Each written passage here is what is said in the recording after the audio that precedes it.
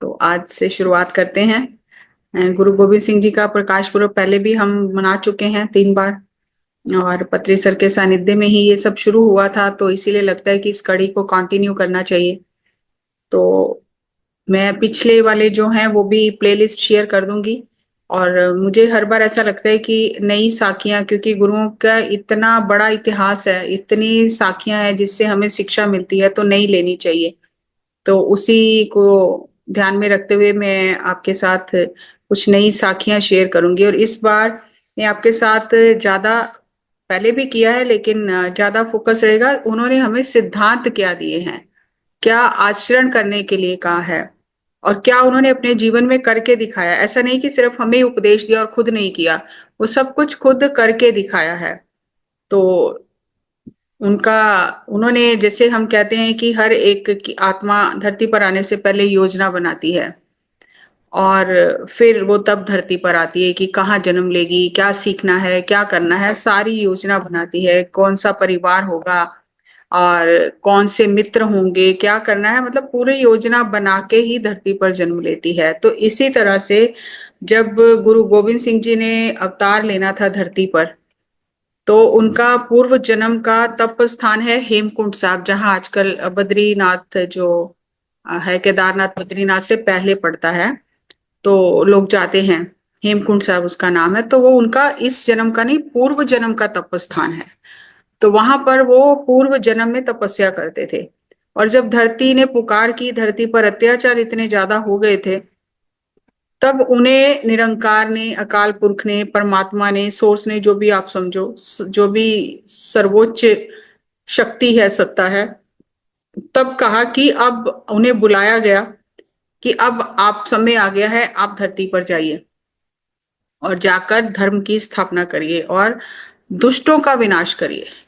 तो गुरु गोविंद सिंह जी ने अपनी आत्मकथा, ऑटोबायोग्राफी जिसे कहते हैं, वो उसमें सब कुछ लिखा है, अपने ही कलमबद्ध किया है अपनी कलम से। कि जब कोई शिष्य लिखता है ना, तो वो गुरु की बात बढ़ा चढ़ा कर लिखता है, लेकिन कोई उनके बातों को बढ़ा चढ़ा कर ना लिखे, उसमें कोई मिलावट ना करे। तो उन्होंने खुद ही अपनी आत्मकथा लिखी है, जिसे विचित्र नाटक कहा जाता है। जैसे आप हिंदी में कहते हो ना विचित्र, विचित्र नाटक, तो पंजाबी में वो को वो बोलते हैं। तो विचित्र नाटक की अद्भुत नाटक है ये, अद्भुत लीला है ये संसार। तो उस विचित्र नाटक में उन्होंने ये अपनी कलम बद्ध किया है, ये कि मैं तपस्या कर रहा था हेमकुंड पर्वत पर, तो मुझे बुलाया गया और मुझे ये कहा गया कि जाओ धर्म की स्थापना करने के लिए, अब आप धरती पर जाओ। और फिर वो धर्म की स्थापना, अब देखो, हम खुश हो जाते हैं जब हमें कोई जिम्मेदारी दी जाती है ना, तो हम खुश हो जाते हैं, अरे हम, हमें इस लायक समझा कि हमें तो ये जिम्मेदारी बड़ी दी गई है, और हम उसमें बह जाते हैं। तो उसमें जो उन्होंने कलमबद्ध किया है, आपको समझ आ जाएगा। मैं इसलिए वो आपको सुना देती हूँ गुरबानी, ताकि किसी को ये ना लगे कि मैं कहीं और से पता नहीं पढ़ के सुना रही हूँ। तो ये सब डॉक्यूमेंटेड है। तो निरंकार ने, परमात्मा ने उन्हें कहा कि मैंने जो जो धरती पर परम पुरख भेजे हैं, मतलब पहले जो अवतार भेजे हैं, जो भी संत भेजे हैं, तो उन्होंने जाकर लोगों को परमात्मा से नहीं जोड़ा, एक परमात्मा से, एक सत्ता से नहीं जोड़ा, उन्होंने अपने आप से जोड़ लिया। तो लोगों ने उनका नाम जपना शुरू कर दिया और भूल गए कि सोर्स क्या है, तो उनसे जुड़ गए। तो इसीलिए अब तुम्हें भेजा जा रहा है, तो तुम जाके धर्म की स्थापना करो और अधर्म का नाश करो। जैसे श्री कृष्ण जी का, हम भगवत गीता में आता है श्लोक, यदा यदा ही धर्मस्य ग्लानिन भवति भारत। तो वही सेम चीज यहाँ पर कही गई कि तुम जाओ और जाकर जहां तहां ते धर्म बिथारो, दुष्ट दोखियन पकड़ पछारो। तो जाकर जो भी धरती पर अत्याचार कर रहे हैं, दुष्ट लोग हैं, उनको पकड़कर पछाड़ दो और जाकर धर्म की स्थापना करो। जब ये कहा, तो आगे उन्होंने कहा, गुरु गोविंद सिंह जी, उस समय तो उनका नाम तपस्वी था, तो उन्होंने फिर उस समय कहा कि ठीक है, आप मुझे ये जिम्मेदारी दे रहे हो, लेकिन वो कहते हैं कि पंथ चले तब जगत में जब तुम हो सहाय। कि तुम सहायता करोगे, आप सहायता करोगे तभी धर्म का पंथ चलेगा, सिर्फ जाने से नहीं होगा।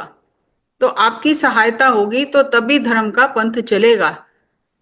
तो फिर परमात्मा की आवाज आती है, परमात्मा कहता है, मैं अपना सुत तोहे निवाजा, पंथ प्रचुर करबे को साजा। कि मैंने तुम्हें अपना पुत्र बनाकर भेज रहा हूं, जाकर पंथ को स्थापना करो, धर्म का राज चलाओ, जहां तहां ते धर्म चलाए, कबुद्ध करनते लोग हटाए। बुरी जो बुद्धि हो गई है, जो पाप कर्म कर रहे हैं, उनकी बुद्धि, वो बुरे कर्म करने से उनकी बुद्धि को बदलो, हटाओ उन्हें। तो जब ये जिम्मेदारी दी गई और ये परमात्मा ने कहा कि मैंने अपना तुम्हें पुत्र बना दिया है, तो फिर भी उन्होंने हाथ जोड़कर आगे से फिर प्रार्थना की परमात्मा के आगे कि ठीक है, आपने पुत्र बना दिया है, लेकिन वो कहते हैं गुरु गोविंद सिंह जी की, ठांड भयो में जोड़कर बचन कहा सिर न्याय। कि मैं हाथ जोड़कर खड़ा हो गया और मैंने शीस निभाकर ये वचन कहा, पंथ चले तब जगत में, जब तुम हो करो सहाय। जब आप सहायता करोगे तब पंथ चलेगा। तो इसीलिए फिर वो कहते हैं कि ए कारण प्रभु मोहे पठायो। जैसे हम कहते हैं ना, हर एक का पर्पस होता है कि क्या करने आए धरती पर, तो वो गुरु गोविंद सिंह जी ये कहते हैं कि इसलिए मुझे इस काम के लिए धरती पर भेजा गया, तब मैं जगत जन्म धर आयो, तब मैं धरती पर जन्म लिया। जिम तिन कही इन्हें तिम कहियो। अब ये बहुत गहरी बात है कि वो कह रहे हैं, जैसा परमात्मा ने मुझे कहा, जो करने के लिए कहा, मैंने वही कहा है। मेरे को उसमें कुछ मिलावट नहीं की है मैंने। जिम तिन कही, जैसा उन्होंने कहा, इन्हें तिम कहो, आकर मैंने यहां पर वैसा ही सबको बता दिया, कुछ मिलावट नहीं की। तो यहाँ हमें सोचने की जरूरत है कि गुरु से जो हम शिक्षा ले रहे हैं, जो उपदेश ग्रहण कर रहे हैं, क्या वैसा ही दूसरों को दे रहे हैं कि उसमें मिलावट कर रहे हैं। तो यहाँ गुरु जी कह रहे हैं, जिम तिन कही, जैसे उस परम पिता परमात्मा ने कहा, इन्हें तिम कहो, नीचे आकर धरती पर मैंने इन लोगों को वही कहा है जो उन्होंने मुझसे कहा है। और किसू ते बैर ना गयो, मेरा और किसी से कोई बैर नहीं है। मुझे सिर्फ धर्म की स्थापना के लिए भेजा गया, मेरा व्यक्तिगत किसी से बैर नहीं है कि मैं किसी से बदला ले रहा हूं। जो हमको परमेश्वर उचरे, ते सब नरक कुंड में पर है। जैसे परमात्मा ने कहा कि जिन जिन को भेजा है, उन्होंने अपना ही नाम जपाना शुरू कर दिया, अपने साथ लोगों को जोड़ लिया। तो यहाँ पर वो अपनी वाणी में कहते हैं कि जो मुझे परमात्मा कहेगा, परमेश्वर कहेगा, वो सब नरक में जाएंगे। मोको दास तवन का जानो, या मैं भेद न रंच पछानो। मैं परमात्मा का दास हूं, इस बात में जरा भी भेद नहीं है। मैं परमात्मा नहीं हूं, मैं परमात्मा का दास हूं। मैं हूं परम पुरख को दासा, देखन आयो जगत तमाशा। कि मैं उस परमात्मा का दास हूं और मैं ये जगत का जो तमाशा है, जो ये चलचित्र चल रहा है संसार का, उससे देखने आया हूं। जो प्रभ जगत कहा सो कहियो, मृत लोक ते मौन न रहियो। अब उन्होंने इतनी साधना की, कितने युग तपस्या की, सतयुग से वो तपस्या कर रहे थे। तो अब जैसे होता है ना, तो उन्होंने कहा कि मैं आके धरती पर मौन नहीं रखा, कि मैंने इतनी साधना की है तो मौन रखा, मैंने मौन नहीं रखा। जो परमात्मा ने कहा, मैंने उसी काम को शुरू कर दिया और आकर धरती पर वही काम करना शुरू किया। और जो मुझे संदेश दिया गया, मैंने उसी संदेश को लोगों को आकर दिया। तो ये बहुत गहरी बातें हैं। हर एक आत्मा की योजना है और हर आत्मा को फिर उस तरह की व्यवस्था मिलती है जैसे उसको अपना जीवन जीना होता है। तो जिसकी जितनी ज्यादा साधना होती है, उसे उतने ज्यादा, कहना चाहिए कि अवसर, ऑप्शंस मिलते हैं, उतनी ज्यादा पावर्स मिलती हैं, उतनी ज्यादा छूट मिलती है करने की। जैसे मान लो अगर किसी ने बीएड की हो, तो वो 12th तक के बच्चों को पढ़ा सकता है, लेकिन वो ग्रेड एमएड के बच्चों को नहीं पढ़ा सकता, उसके लिए पीएचडी लेवल चाहिए। तो जितनी जितनी जिसकी साधना होती है, उसे उतना ही धरती पर जब वो आत्मा अपनी योजना बनाती है, तो उसे उतने ही खुले अवसर मिलते हैं। जैसे पत्री सर कहते थे कि मुझे जब धरती पर भेजा गया, तो मुझे उन्होंने कहा कि तुम खुद चूज करो, तुम्हें कैसा परिवार चाहिए, कि तो उन्हें ऑप्शंस दिए जाते हैं, ज्यादा ऑप्शंस दिए जाते हैं। तो वो कहते हैं कि मैंने पूरी नजर मारी कि सबसे अच्छा खाना कौन बनाता है धरती पर, तो मुझे मेरी माँ दिखाई दी, तो मैंने कहा कि मुझे इस घर में जाना है।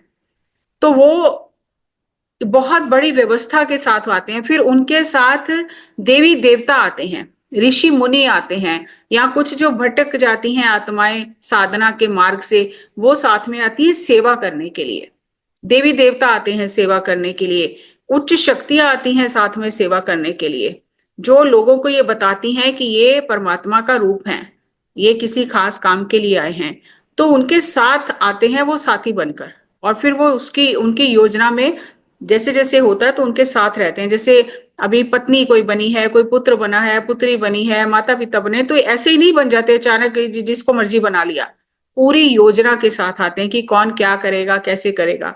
तो यहाँ पर इतिहास ये भी कहता है कि जब सारी योजना बन गई, जब परमात्मा ने उन्हें कहा कि जाओ, तो उन्होंने फिर एक मीटिंग रखी ऊपर हेमकुंड पर्वत पर, सब सब शक्तियों को बुलाया कि कौन मेरे साथ चलेगा और क्या क्या करेंगे, क्या क्या जिम्मेदारियां लेंगे।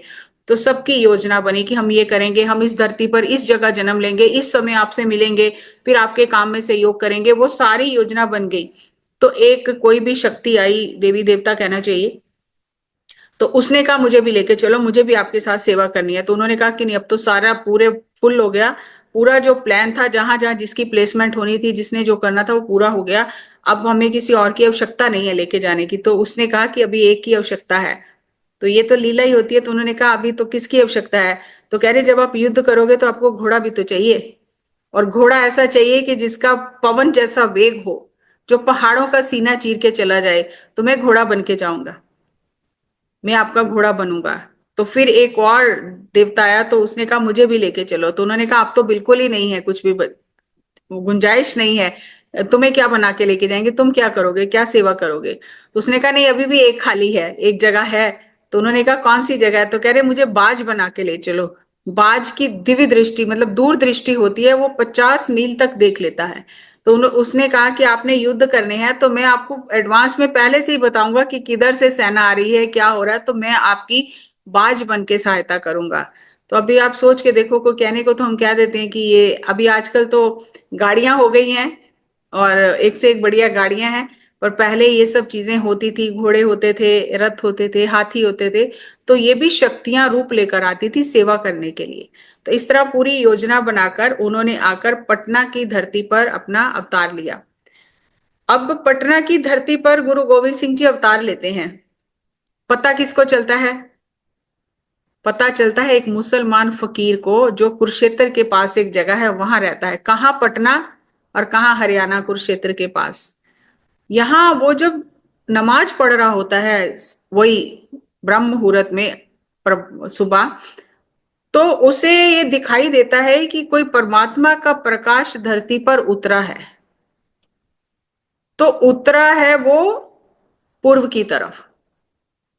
तो जब वो सिजदे सिजदे से उठते हैं, तो वो पूर्व की तरफ सिजदा अदा करते हैं। तो उनके जो चेले होते हैं कहते हैं आज आपने ये क्या किया, क्योंकि मुसलमान तो पश्चिम की तरफ सिजदा करते हैं, तो आपने पूर्व की तरफ क्यों किया? तो उन्होंने कहा क्योंकि अल्लाह का नूर आज धरती पर उधर से उतरा है। तो अब वहां तो उस समय तो कोई टेलीफोन नहीं होते थे, कोई टेलीग्राम से ये सब कुछ नहीं होता था। तो कैसे अंतर आत्मा को पता चल जाता है दिव्य दृष्टि से? तो अब उनके पास कोई एड्रेस नहीं है, कुछ नहीं है, बस उन्हें वो दिखाई दिया कि अल्लाह का नूर उतरा है धरती पर। तो उन्होंने कहा उसके दर्शन करने जाना चाहिए। तो वो वहां से अपने चेलों के साथ में चलते चलते पटना की धरती पर पहुंच जाते हैं, और यहाँ गुरु गोविंद सिंह जी का प्रकाश हो चुका होता है। अब देखो कि मन जो है ना, मन का स्वभाव है शंका करना। अब इतना दिख गया सब कुछ, कहां से चल के पटना भी पहुंच गए, लेकिन पहुंचकर मन में शंका आ गया कि पता नहीं ये हिंदुओं के गुरु हैं कि मुसलमानों के हैं, ये हिंदुओं की तरफदारी करेंगे कि मुसलमानों की तरफदारी करेंगे। तो मन में शंका आ गया। तो उन्होंने, कहीं तो इतिहास में कहते हैं कि दो मटकियां ली, इस एक में पानी और एक में दूध लिया, और मन में ये भाव रखा कि अगर तो दूध वाली मटकी को हाथ लगाएंगे तो मान लो कि मुसलमानों के पीर हैं, और अगर पानी वाली मटकी को हाथ लगाएंगे तो हिंदुओं के गुरु हैं, तो पता चल जाएगा। तो वो शंका लेकर, जब पहले तो माता जी ने मना किया कि नहीं हम मिलने नहीं देंगे, लेकिन उसने कहा कि वो जो फकीर था, सूफी संत था, उसने कहा कि मैं यह प्राण दे दूंगा अपने, मैं दर्शन करने आया हूं। क्योंकि हालात ऐसे थे कि माता जी को लगता था, माता गुजरी जी को, उनकी जो दादी थी नानकी जी, और मामा जो थे कृपाल चंद, उन्हें लगता था कि क्या पता किस भेष में कोई दुश्मन ही आ गया हो बदला लेने के लिए। तो इसीलिए वो, उन्होंने कहा नहीं मिलने देंगे हम, क्या पता अब ये मुसलमान है, कौन नहीं है। तो उन्होंने कहा कि मैं अपने यहाँ पर प्राण दे दूंगा अन्न जल का त्याग करके, जब तक मुझे दर्शन नहीं होंगे मैं आपके दरवाजे से उठूंगा नहीं। जब उसकी इतना निश्चय निश्चय और विश्वास, दृढ़ विश्वास देखा, फिर उन्हें दर्शन कराए गए। तो उन्होंने वो मटकियां आगे कर दी। अब आप देखो कि जब उनका प्रकाश होता है, ये आता है, तो कितनी उम्र रही होगी, 4 महीने 2 महीने इतने ही हुए होंगे, 2 महीने लगे होंगे उसको वहां जाते हुए। तो उन्होंने जब वो दर्शन कराए, तो बाल गोविंद राय ने दोनों मटकियों पर एक साथ हाथ रख दिया। तो वो बहुत ही कृतज्ञ हो गया कि ये दोनों के साजे हैं, दोनों के हैं, दोनों के ये पीर हैं, गुरु हैं। तो उसका वो शंका निवृत्त हो गया, और फिर वो वहां से खुशियां मनाता हुआ चला गया कि ये धरती पर अल्लाह का नूर आया है। तो इतनी बड़ी योजना के साथ आते हैं। अभी जो जो भीखन शाह संत फकीर हुआ है, तो ये कोई अचानक ही किसी को दिख गया ऐसा नहीं होता, ये भी ऊपर से पूरे प्लानिंग के साथ आए हैं कि कौन पहचानेगा कि अल्लाह का नूर धरती पर आया है, किसे सबसे पहले पता चलेगा, जो ये आवाज उठाएगा कि परमात्मा धरती पर आया है।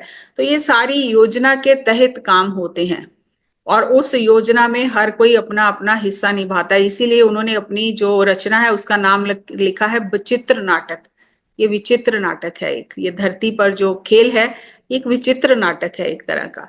और पूरा जीवन जो उन्होंने जिया है अपना, तो उन्होंने उसे खेल की तरह खेला है। जैसे उन्होंने कहा कि मैं हूं परम पुरख को दासा, देखन आयो जगत तमाशा, जे देखन आयो जगत तमाशा। तो उन्होंने उसको एक तमाशे की तरह ही देखा है पूरा जीवन। अब बच्चे शहीद हो रहे हैं आंखों के सामने, लेकिन उन्होंने उसे एक तमाशे की तरह ही देखा है कि बस ये घट रही हैं चीजें, ये सब कुछ हो रहा है, इसमें सत्य वैसा कुछ नहीं है कि इसके साथ जुड़ा जाए, चिपका जाए। तो इस तरह से उनका धरती पर अवतरण होता है। और फिर बाल लीलाएं बहुत सारी वो करते हैं, जो मैंने पहले भी बहुत सारी उसमें एपिसोड्स में ली हैं। लेकिन आज जिस सिद्धांत को मैं सबसे पहले ले रही हूं कि उन्होंने क्या शिक्षा दी हमें, उनका जीवन का मैसेज क्या था, तो उनका मैसेज था मानस की जात सबे एके पहचान वो। ये हिंदू मुसलमान ईसाई पादरी ये सब नहीं है, मनुष्य सभी एक जाति के हैं, मनुष्य जाति है। मानव की जात सबे एके पहचान वो, सब एक ही हैं, अलग अलग नहीं है। ये उनकी रचना है। तो मैं वो पूरा तो नहीं आपको पढ़ के बता रही हूँ, उसका सारांश बता रही हूँ कि उसमें वो कहते हैं हिंदू हैं, तुर्क हैं, सुन्नी हैं, सिया हैं, जो अलग अलग, बोधी हैं, जैनी हैं, जितने भी अलग अलग फिरके हैं, अलग अलग जो धर्म चल रहे हैं, वो सब एक ही हैं, अलग अलग नहीं है, क्योंकि वो एक से पैदा हुए हैं और फिर एक में ही सब जाकर मिल जाएंगे। तो कोई भेद नहीं है। कोई नमाज पढ़ता है, कोई मंदिर जाता है, कोई पूजा करता है। तो ये सब अलग अलग परमात्मा को पाने के रास्ते हैं, लेकिन पहुंचते सब एक जगह ही हैं, अलग अलग नहीं है। सबकी भूख एक जैसी है, सबकी प्यास एक जैसी है, सब 5 तत्वों से बने हैं, सबके अंदर वही खून दौड़ रहा है, हर चीज एक ही है। सिर्फ आकार ऊपर के हमें अलग अलग दिखते हैं, लेकिन मूल में एक ही है। वो एक को जिसने जान लिया, उसने सब कुछ जान लिया। तो इसीलिए उन्होंने ये अपनी वाणी में ये संदेश दिया कि मानस की जात सबे एके पहचान को। तो उसका उन्होंने परमात्मा का गुणगान करते हुए, उसकी उस्तत करते हुए ये वाणी उच्चारण की कि कैसे एक एक कैसे जानना है। तो उसमें उन्होंने उदाहरण दिए कि जैसे आग होती है, आग की छोटी छोटी वो चिंगारियां होती हैं, वो आग से ही उठती हैं और फिर आग में ही वापस समा जाती हैं। वो आग से अलग नहीं है, उठी और फिर वापस आग में समा गई। ऐसे ही जैसे मिट्टी है, हवा आती है, मिट्टी उड़ती है, मिट्टी के जो कण हैं वो उड़ते हैं और फिर मिट्टी में वापस मिल जाते हैं। ऐसे ही पानी की लहरें समुद्र में उठती हैं, समुद्र से उठती हैं, फिर वापस समुद्र में गिर जाती हैं। तो इसी तरह से जितने भी जड़ चेतन रूप हैं, वो परमात्मा से ही उत्पन्न होते हैं और फिर परमात्मा में ही मिल जाते हैं।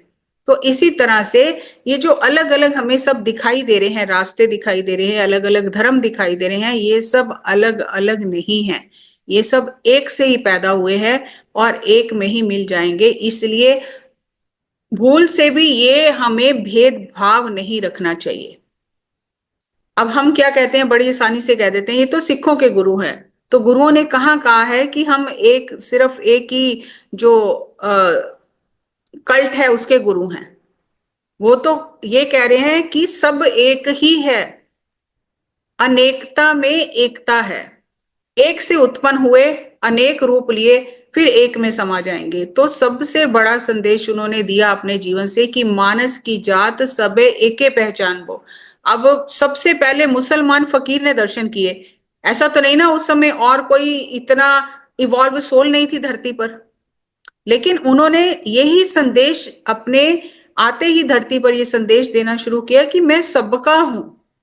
अब किसी और को इतने 9 गुरुओं के टाइम से इतने सिख थे, तो किसी सिख को भी तो दर्शन हो सकते थे कि यहाँ पर पटना की धरती में अवतरण हुआ है। लेकिन अल्लाह का रूप, अल्लाह का नूर उतरा है धरती पर, ये कहाँ, हरियाणा में कुरुक्षेत्र के पास जो जगह है, मैं नाम भूल गई हूँ, वहां पर वो मुसलमान फकीर को पता चलता है कि अल्लाह का रूप धरती पर उतरा है। और फिर पटना में जब वो बाल लीलाएं करते हैं, तो पंडित शिवदत्त है जो राम की पूजा करता है, राम जी की पूजा करता है, और वो राम जी के लिए मूर्ति, गंगा के किनारे उसका घाट है, तो वहां पर वो मूर्ति राम जी की रखकर भोग लगाता है, आरती पूजा करता है। और गोविंद राय जो उस समय बिल्कुल बचपन की उम्र है, 2.5 3 3.5 साल 4 साल के करीब, 4 साल ही वो रहे हैं पटना में, तो उसी दौरान इतने उन्होंने बाल लीलाएं की है। तो जैसे आंखें बंद करके पंडित जी राम जी को याद करते हैं कि आकर भोग लगाओ, तो गोविंद राय जी वो लड्डू उठाकर भाग जाते हैं। तो जैसे ही उसकी आंख खुलती है तो वो देखता है लड्डू उठा के भाग गए, तो वो बहुत गुस्सा करता है, डांटता है, सब करके देख लेता है। रोज की यही कहानी है, रोज वो लड्डू रखता है और कहाँ से वो जो भी प्रसाद रखता है, कहाँ से ये बच्चों के साथ जाते हैं, उठा के भाग जाते हैं। तो फिर ये आखिर तंग आके पंडित शिवदत्त माता जी के पास आता है, माता गुजरी जी के पास, कि आपके बच्चे ने मुझे बहुत परेशान किया है, मैं राम जी को भोग लगाने के लिए प्रसाद रखता हूँ, ये उठा के भाग जाता है, मेरी पूजा पूरी नहीं होने देता। तो माता जी ने बुलाया, गोविंद राय जी को गोद में लिया, प्यार किया, जैसे कि हमने पहले भी जाना है कि उन्हें डांटते नहीं थे, कुछ नहीं कहते थे, ऐसे प्रेम से पूछते थे कि ये क्या लीला है। तो उन्होंने बोला कि बेटे आप उनका भोग लगाने के लिए प्रसाद रखते हैं, तो आप उठा के क्यों आ जाते हो। तो उन्होंने कहा माता जी मैं क्या करूं, रोज कहते हैं आके भोग लगाओ, मैं भोग लगाने जाता हूँ तो डंडा लेके पीछे दौड़ पड़ते हैं मेरे, मैं क्या करूं, ये खुद ही तो बुलाते हैं मुझे। तो फिर पंडित शिवदत्त कहते हैं कि मैं तो राम जी को बुलाता हूँ, आपको थोड़ी बुलाता हूँ, आप राम जी थोड़ी हो। तो फिर उसको राम जी का रूप दिखाते हैं वो, गुरु गोविंद सिंह जी उसको श्री राम का रूप दिखाते हैं। तो फिर जो पंडित है वो नमस्कार करता है, फिर वो इतना साधना में लीन हो जाता है। तो फिर वो जहां पर राजा रानी जिनकी औलाद नहीं थी, तो वो पंडित के पास जाते थे कि हमारे घर औलाद नहीं है, तो फिर उनको भी यही कहते हैं कि आज तक मैंने आपको धोखे में रखा कि ये करो तो हो जाएगा, वो करो तो हो जाएगा, मैं कुछ नहीं कर सकता हूँ। आपको संतान चाहिए तो आप गोविंद राय को घर बैठकर याद करो। हमें लगता है कि संतों के पास, गुरुओं के पास दौड़ दौड़ कर जाएंगे, वो सिर पे हाथ रखेंगे, आशीर्वाद देंगे, नहीं। तो ये संदेश दिया कि साधना करो आप, आपकी पात्रता होने से वो खुद चलकर आएंगे, आप नहीं पहुंच सकते उनके पास। चाहे हम शारीरिक तौर पर भी देखें कि वो भी धरती पर हैं, हम भी धरती पर हैं, तो क्या है, जाके उनके घर ही तो जाना है। लेकिन नहीं, हम उन तक पहुंच ही नहीं सकते हैं जब तक हमारे भाग्य उदय ना हो, जब तक वो ना चाहे, हम नहीं मिल सकते उनसे। तो इसलिए फिर वो साधना करते हैं घर बैठकर, और जब साधना उनकी परिपक्व हो जाती है, समय आता है, तो बाल गोविंद राय जी खुद जाकर उनकी गोद में बैठ जाते हैं। तो इस तरह की बहुत सारी साखियां हैं। तो सबसे पहला सिद्धांत यह है कि मानस की जात सबे एके पहचान वो। अब यहाँ पर अगर हम थोड़ा और गहराई में जाएं कि हमने क्या गुरुओं के इस संदेश को जीवन में समझा है, उतारने की कोशिश की है। हमें तो मेड अलग दिखाई देती है, नौकर अलग दिखाई देता है, ड्राइवर अलग दिखाई देता है, अपना परिवार अलग दिखाई देता है, और अपने जो बाकी लोग हैं, जो जैसे ज्वाइंट फैमिलीज में होता है, जेठानी देरानी, ये सब जो होते हैं रिश्ते नाते, भाभी नंद का, हमें तो सब अलग अलग दिखाई देते हैं। हमें तो अपने बच्चों में परमात्मा नहीं दिखाई देता, हमें अपने आप में परमात्मा नहीं दिखाई देता, तो दूसरों में कहां से दिखेगा। हम सबको एक कैसे मानेंगे, मान ही नहीं सकते, क्योंकि हम खुद खंडित हैं, हम अखंडित नहीं हैं। जब तक हम खंडित हैं, हम खुद से जुड़े नहीं हुए, हमने अपने भीतर के एक को नहीं जाना, तब तक हमें बाहर एक दिखाई ही नहीं दे सकता, क्योंकि हमारा मन अनेक टुकड़ों में बटा है। तो जैसे शीशा टूट जाए तो हर एक शीशे में अलग आकृति हमें हमारी ही दिखाई देती है। तो इतने हमारे हिस्से हो चुके हैं मन के कि उसमें वो एक ढूंढने से भी नहीं दिखाई देता है, सब अलग अलग दिखाई देते हैं। तो ध्यान वो एक ऐसी औषधि है, एक ऐसी जड़ी बूटी है कि जब आप ध्यान करते हो तो आपके जो टुकड़े हैं मन के सारे जुड़कर पहले तो आपका मन एक होता है, और मन एक होता है तो फिर वो एक को देखता है, फिर वो अनेक को नहीं देखता। तो ये बहुत गहरा सूत्र है कि मानस की जात सबे एके पहचान वो। और जैसे जैसे हम ध्यान करेंगे, साधना करेंगे, सज्जन सांगत्य करेंगे, धीरे धीरे हमारे मन के जो टुकड़े हैं वो जुड़ेंगे, हमें स्वयं में वो एक दिखाई देगा, तब हमें सब में एक दिखाई देगा। तो एक बहुत प्यारी साखी है, मैं यहाँ आपको साथ साझा करती हूँ कि जो परमात्मा होते हैं ना, वो चोरों की भी सुनते हैं, डाकुओं की भी सुनते हैं। ऐसा नहीं कि सिर्फ साधुओं की और सत्पुरुषों की सुनते हैं, क्योंकि वो सब में एक को देखते हैं। तो जो भी उनके आगे प्रार्थना करता है वो सबकी मनोकामना पूरी करते हैं। हम कहते हैं ना, इतना अनर्थ क्यों हो रहा है, ये क्यों हो रहा है, वो क्यों हो रहा है, हम बड़ी छोटी बुद्धि से सोचते हैं। लेकिन वो तो जानते हैं सब कुछ। जैसे उन्होंने कहा कि मैं तो तमाशा देखने आया हूं। तो अब मान लो कि आप किसी प्ले में हिस्सा ले रहे हो, तो क्या आपका कोई दावा है किसी के ऊपर? आपको पता है बस मुझे अपना रोल प्ले करना है और साइड हो जाना है। तो यहाँ अभी कोई दुश्मन नहीं है, कोई मित्र नहीं है, कुछ नहीं है, तो वो उस स्थिति में जीते हैं, उनका जीवन वैसा होता है। तो जब गुरु गोविंद सिंह जी अनंतपुर साहब में थे और संगत आती थी दर्शन करने के लिए, और नगर बस गया और बड़ी संगत दूर दूर से आती है, इतने हीरे जवाहरात सब लेके आती है, भेंटा लेके आती है। तो एक चोर था, उससे उसे भी पता चला कि इस तरह से गुरु हैं और संगत उनसे मिलने जाती है और सब कुछ लेके जाती है। तो वो संगत के साथ ही मिल गया कि जब मुझे मौका लगेगा तो मैं बहुत मौज लग जाएगी, सब चुरा लूंगा मैं। तो वो भी संगत के साथ चल पड़ा। अब वो जब संगत के साथ गया तो उसे लगा कि रात को ये लोग सो जाएंगे और मैं चुरा लूंगा और वापस आ जाऊंगा। अब वो देखता है कि सुबह ब्रह्म मुहूर्त में 2 बजे तो जाग जाते हैं कुछ लोग, और वो साधना में बैठ जाते हैं। कोई नहा रहा है, कोई साधना कर रहा है, कोई जाप कर रहा है, कोई सेवा कर रहा है। वो 1 दिन 2 दिन 3 दिन सारे रास्ते उनके साथ चलता है, लेकिन उसे मौका ही नहीं मिलता चोरी करने का। कब चोरी करे, सब तो जाग रहे हैं। दिन में तो कर ही नहीं सकते, रात को भी ये सब जाग रहे हैं। कभी कोई जाग रहा है, कभी कोई जाग रहा है, तो उसे मौका नहीं मिलता। करते करते वो अनंतपुर साहब पहुंच जाता है। अब अनंतपुर साहब पहुंच के तो उस और ज्यादा वो खिल जाता है कि अरे वहां तो ये थोड़े लोग थे, यहाँ तो इतने लोग हैं, यहाँ तो मजे ही मजे हैं, यहाँ तो जितनी मर्जी चोरियां करो। तो यहाँ तो बहुत कुछ मिलेगा। और गुरु दरबार की शोभा देखता है, हीरे जवाहरात सोना हीरे चढ़ रहे हैं। तो वो कहता है यहाँ मजे, सही किया, मुझे रास्ते में मौका नहीं मिला, अब यहाँ तो बहुत मौका है, जितना भी चाहूं ले सकता हूँ। पर मैं ज्यादा नहीं करूंगा चोरियां, मैं सिर्फ 3 चोरियां करूंगा, उसके बाद मैं चोरी नहीं करूंगा। तो वो भी गुरु दरबार में जाता है संगत के साथ, और गुरु जी के आगे मतलब मन ही मन में प्रार्थना करता है कि गुरु जी मैं 3 चोरियां करूंगा, उसके बाद नहीं करूंगा, तो आप मेरी सहायता करो कि मैं पकड़ा ना जाऊं।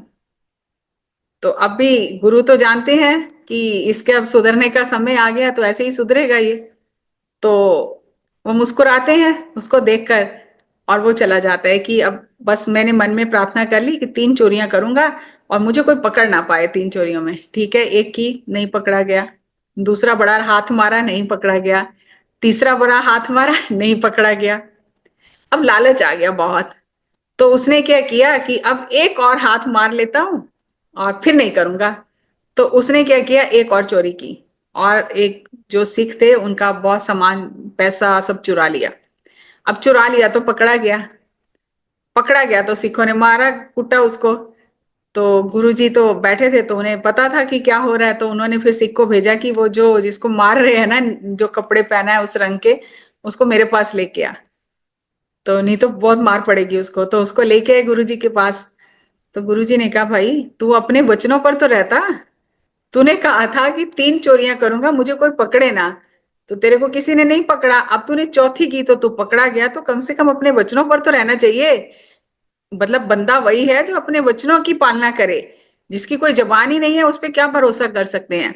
तो अब उसे पता चला कि पकड़ा तो मैं गया हूं, और डर भी बहुत गया कि मैंने अरदास प्रार्थना मन में की कि 3 चोरियां करूंगा, पकड़ा ना जाऊं।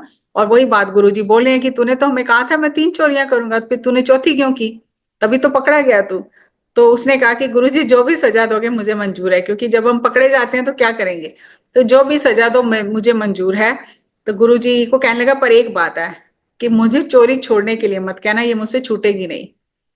छूटनी होती तो मैं 3 करके छोड़ देता, ये छूटेगी नहीं मुझसे, मुझे चोरी छोड़ने के लिए मत कहना। तो उन्होंने कहा, नहीं, चोरी छोड़ने के लिए नहीं कहेंगे, बस तेरी यही सजा है कि तू सुबह शाम सत्संग सुनेगा और बाकी जितना समय होगा वो सेवा करेगा, और 1 साल तक तू कोई चोरी नहीं करेगा, उसके बाद तो जितनी मर्जी चोरियां करना, लेकिन ये 1 साल की तेरी सजा है। तो उसने कहा, चलो 1 साल तो मैं जैसे कैसे कर लूंगा, और उसके बाद फिर मैं आजाद हूं, मैं चोरी करूं जो भी करूं। गुरुजी ने कहा, बिल्कुल तू आजाद है, 1 साल तक तुझे सुबह शाम सत्संग सुनना है और बाकी समय तुझे सेवा करनी है।